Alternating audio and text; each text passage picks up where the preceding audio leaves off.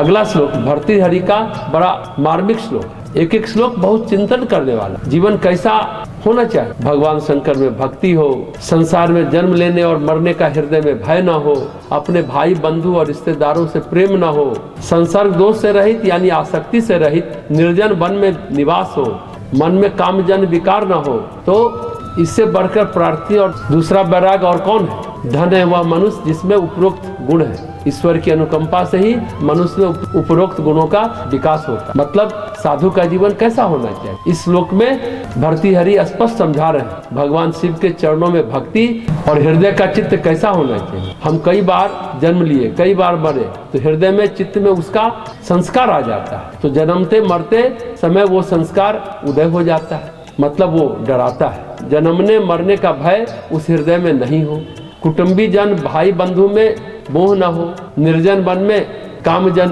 विकार न हो।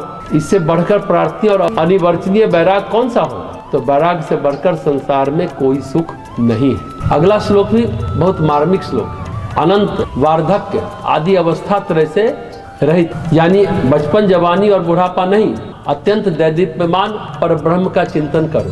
परमात्मा का न बचपन है, न जवानी है, न बुढ़ापा है। परमात्मा प्रकाशों का प्रकाश है, प्रकाशों का स्रोत है। उस पर ब्रह्म का चिंतन करें। इन सब मिथ्याभूत पदार्थों की चिंता से क्या लाभ? ब्रह्म के ही आश्रय में अधीन रहने वाले भुवनाधिपत्य भोग विलास आदि उनके ही योग हुआ करते जिनमें ब्रह्म विचार का प्रेम नहीं रहा। भोग विलास आदि किसके लिए है? जो परमात्मा के चिंतन से रहित है, जो परमात्मा के चिंतन में नित्य योगी है, उनके लिए ये सब नहीं है।